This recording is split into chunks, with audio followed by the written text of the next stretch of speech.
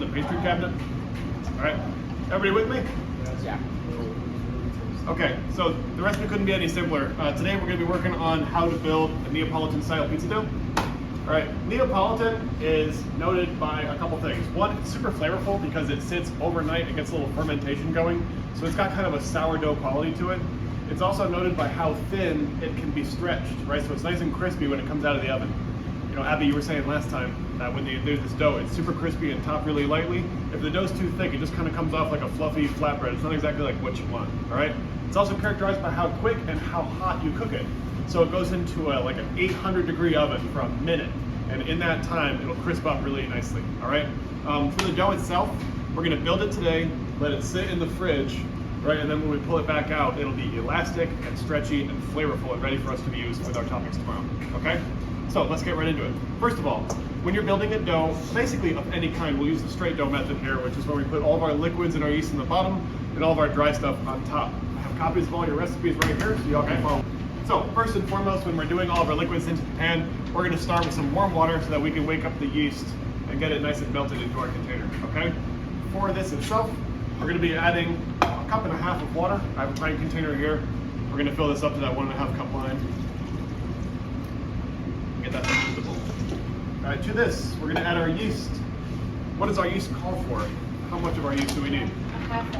Half an ounce. Anytime we need a half an ounce of something, a tablespoon fits the bill pretty nicely. Half an ounce of sugar, of salt, of yeast, anything like that, 1 tablespoon will fit just nicely. So we'll get 1 tablespoon, and this will get a chance not only to work today, but this is also gonna wake up overnight and give us a really special dough tomorrow, okay? To this, to give our yeast something to eat, we're gonna be adding a little bit of sugar. All right, for this one, we're gonna need a teaspoon of sugar. Teaspoon's TSP, that's this little guy right here. Only a little bit. You don't want the dough to be sweet. You just want to kind of supercharge this yeast, get it going fast, right? So it's got something to eat right away, all right? Last thing we're gonna add to this is some really high quality olive oil. In this case, we've got Porto olive oil, right? This is a company I use out of California. It's cold pressed olives. So what you guys are gonna see is some really, really dark green color coming out of this bag. All right.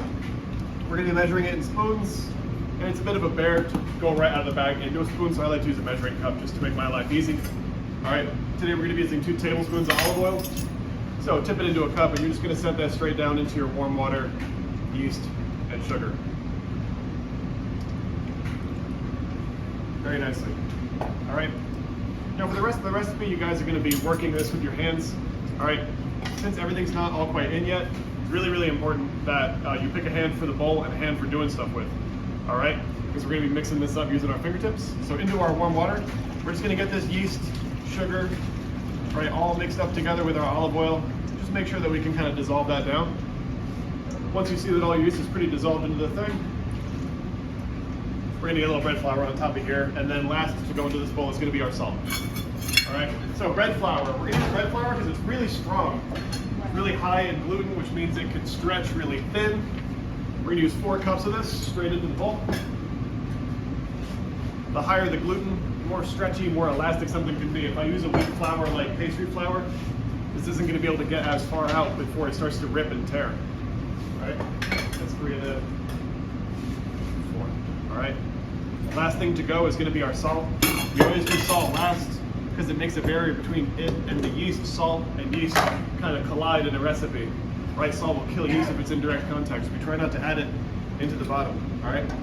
For our salt itself, we're going to use 2 teaspoons of our salt. I've got a container here. Get yourself a place that you can work. We're going to start in our bowl and then go onto our table. Clear off a little bit so you have a space to work with your fingertips. Working slowly, we're going to fold our wets into our dries until we have a nice shaggy dough starting to form. Just pulling it towards me. Everybody see that up there? All right. Once all the liquids get absorbed into that dough itself, we're going to wind up with something that looks like a bunch of rags, all shaggy. All right. This dough you can turn out onto the table. Right? I like to start it a little dry. If I mix it too much in the bowl, it gets really stuck in there. It makes it harder to work onto the table. All right? Now we're going to start to knead our dough. All right? When we knead dough, we're going to be using the heel of our hand trying to push through the dough onto the table, folding the dough over itself, and continuing that process until we go from something that's very loose, like this is, into something that's very elastic and stretchy. All right? So I'm gonna start pushing through, and I'm just gonna gather up all these bits and pieces, all the dry stuff that's hanging off the sides. And I'm just gonna push my dough into that dry stuff, forcing the liquid from my dough to hydrate all the pieces that are sitting on my table. I'll know when I'm just about done kneading because all the dry stuff will be picked up off the surface of my counter. Right? It should be really firm, really strong. Right? At first, it's going to feel so thick. You're like, this can't possibly be pizza dough. It's just too hard. Right? Right? That's not going to work out.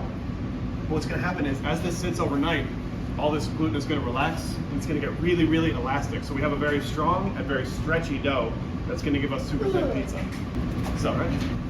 All right, I'm going to knead this dough for about 5 minutes, all right, until I get a nice elastic dough set up. In the meantime, I'll set you guys up with your stations. Everybody grab a bowl, cups and spoons for yourself. All right, I'll knead this until it's nice and elastic so we can see the final, and we'll have pizza for tomorrow.